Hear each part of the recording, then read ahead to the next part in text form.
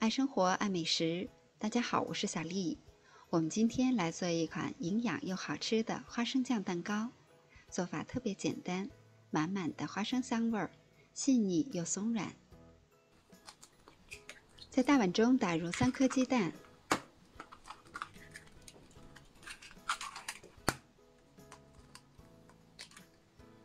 加入30克的零卡糖或是白砂糖，这样做出来的口感是微甜的。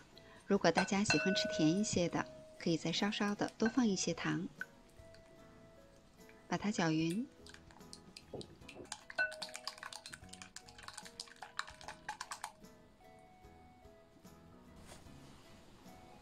加入20克融化好的黄油，充分的搅拌均匀。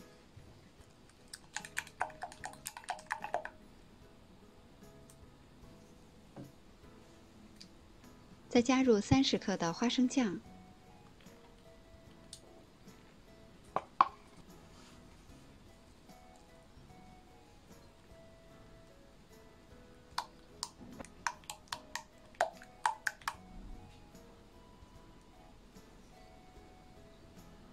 加入30克的牛奶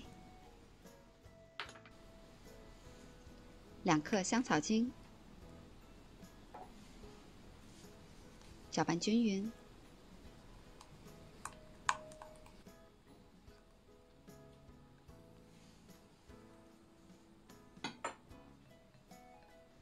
再筛入80克的低筋面粉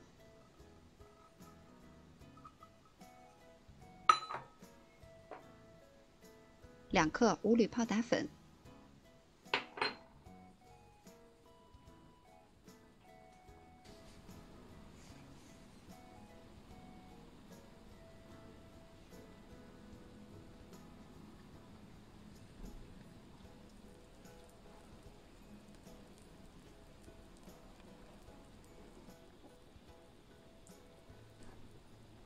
一直搅拌成这样非常细腻的粘稠的糊状。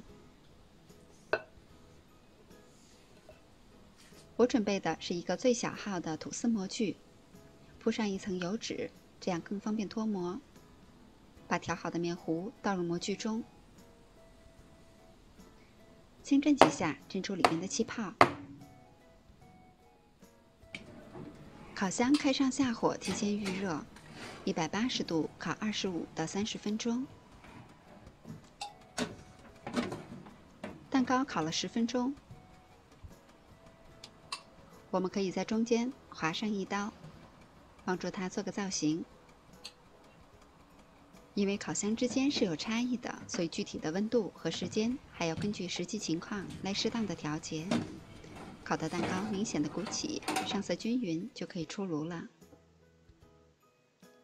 蛋糕出炉以后，先放到晾架上，自然放凉，再切片装盘就可以上桌了。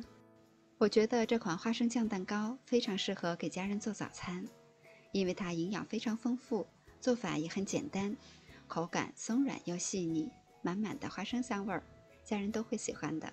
你也试一下吧。我是小丽，喜欢我的视频请关注留言，明天见。